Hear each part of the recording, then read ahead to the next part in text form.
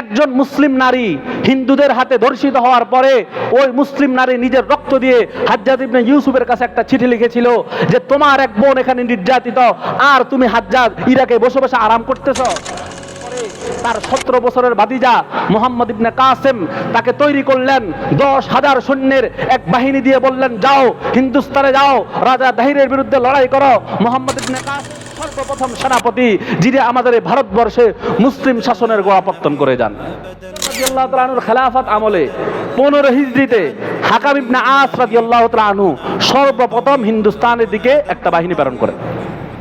15 হিজরিতে সর্বপ্রথম এই হিন্দুস্তানে সাহাবায়ে কেরামদের জিহাদের অভিযান পরিচালিত হয় হাকাম ইবনে আসের নেতৃত্বে। সেই যুদ্ধে খণ্ডকালীন একটা যুদ্ধ হয়, সেই যুদ্ধে মুসলমানরা বিজয় হয়ে ফিরে যায়। তখনও ভারতবর্ষে স্থায়ীভাবে মুসলমানরা তাদের শাসন কার্য পরিচালনা করতে পারেন নাই। পরবর্তীতে হযরত ওসমান রাদিয়াল্লাহু তাআলা আনহুর যুগে মুসলমানদের নৌবহর যখন শক্তিশালী হলো, তখন একদল চেয়েছেন যে ভারতবর্ষে বড় ধরনের একটা আক্রমণ করতে, কিন্তু হযরত ওসমান রাদিয়াল্লাহু তাআলা আনহু তিনি গাজওয়া হিন্দের ব্যাপারে খোঁজ খবর নেওয়ার জন্য, হিন্দুস্তানের ব্যাপারে খোঁজ খবর নেওয়ার জন্য একজন ব্যক্তিকে পাঠাইলেন, আব্দুল্লাহ ইবনে আমর ইবনে কুরাইজ। তিনি খোঁজ খবর নিয়ে দেখলেন যে এই প্রতিকূল পরিবেশ এবং আরবের আবহাওয়া আর হিন্দুস্তানের আবহাওয়া ভিন্ন হওয়ার কারণে এই জায়গায় এখন যুদ্ধের মতো উপযুক্ত পরিবেশ কি হয় নাই, তৈরি হয় নাই, যার কারণে হযরত ওসমান রাদিয়াল্লাহু তাআলা আনহুর যুগে কোনো ধরনের অভিযান পরিচালনা হয় নাই। হযরত আলী রাদিয়াল্লাহু তাআলা আনহু যখন খলিফা হলেন, উনার খেলাফতের শেষ দিকে 39 হিজরির দিকে এক দল যুদ্ধ করার জন্য আসছিল। ওই দল ক্ষুদ্র একটা যুদ্ধে অংশগ্রহণ করেছেন এবং আলহামদুলিল্লাহ সেখানে আল্লাহ মুসলমানদেরকে বিজয় দান করেছেন। মুসলমানরা গনিমত লাভ করে ফিরে গিয়েছে। তখনও স্থায়ীভাবে ভারতবর্ষে মুসলিম শাসন কি হয় নাই, প্রতিষ্ঠা হয় নাই। পরবর্তীতে যখন উমাইয়ারা খেলাফতের মসনদে আসীন হয় এবং ইরাকের গভর্নর হিসাবে হাজ্জাজ ইবনে ইউসুফকে নিযুক্ত করা হয়, এই সময়ে হিন্দুস্তানে দেবল বন্দরে আরবদের একটা জাহাজ লুণ্ঠন হয়। শুনছেন না আপনারা? এর আগেও কিন্তু আমি ইতিহাস বলেছি। ওই জাহাজ লুণ্ঠনের পরে হাজ্জাজ ইবনে ইউসুফ যখন হিন্দুস্তানের তৎকালীন রাজা দাহিরের কাছে একটা চিঠি লিখলেন, বললেন যে অতি দ্রুত ওই জাহাজ ফিরিয়ে দাও, জাহাজের বন্দীদেরকে মুক্ত করে দাও এবং যারা এই জাহাজ লুণ্ঠন করেছে তাদেরকে অতি দ্রুত শাস্তির আওতায় আনা হোক। কিন্তু রাজা দাহির তার দম্ভবরে অহংকারের কারণে হাজ্জাজ ইবনে ইউসুফের ওই প্রস্তাবকে সে প্রত্যাখ্যান করে। এবং ওই সময়ে একজন মুসলিম নারী হিন্দুদের হাতে ধর্ষিত হওয়ার পরে ওই মুসলিম নারী নিজের রক্ত দিয়ে হাজ্জাজ ইবনে ইউসুফের কাছে একটা চিঠি লিখেছিল যে তোমার এক বোন এখানে নির্যাতিত, আর তুমি হাজ্জাজ ইরাকে বসে বসে আরাম করতেছ।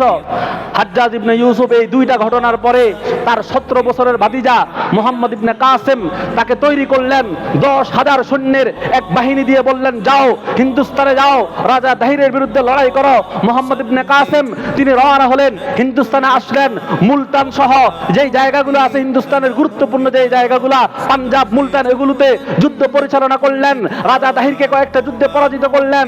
এক যুদ্ধে রাজা দাহির নিহত হলো, সে এবং তার পরিবারের যারা আছে সবাই আগুনে ঝাঁপ দিল।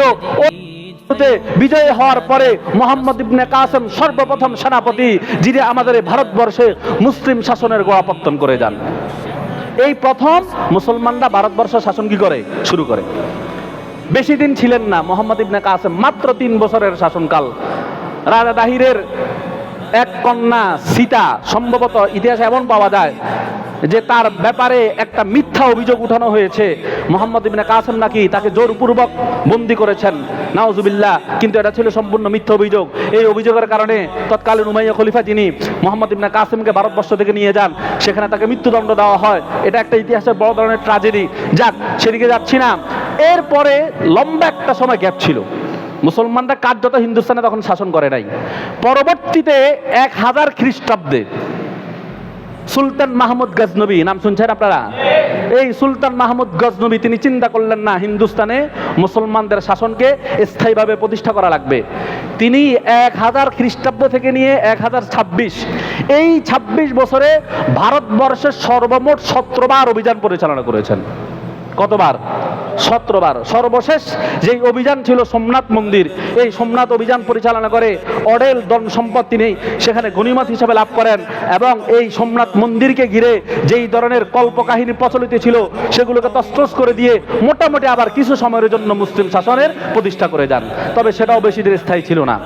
পরবর্তীতে 1192 খ্রিস্টাব্দে শিহাবুদ্দিন ঘুরি তিনি তরাইনের দ্বিতীয় যুদ্ধে হিন্দু রাজা পৃথ্বীরাজকে পরাজিত করে সর্বপ্রথম স্থায়ীভাবে ভারতবর্ষে মুসলিম সাম্রাজ্যের গোড়াপত্তন করেন 1192 সালে।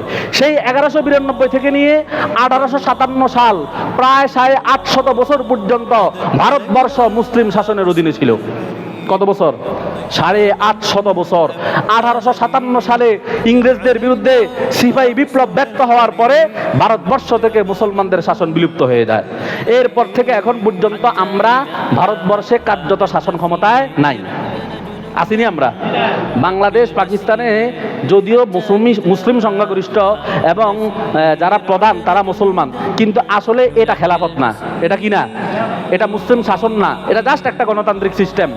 হ্যাঁ, রাসূলুল্লাহ সাল্লাল্লাহু আলাইহি ওয়াসাল্লাম যেহেতু সুসংবাদ দিয়েছেন, অবশ্যই আবারও 850 বছর আমরা ভারত শাসন করেছি, ইনশাআল্লাহ আবারও আমরা ভারত শাসন করব, ভারত আবারও মুসলমানদের অধীনে আসবে, এবং সেটার জন্য সেই যুদ্ধই হলো গাজওয়ায়ে হিন্দ।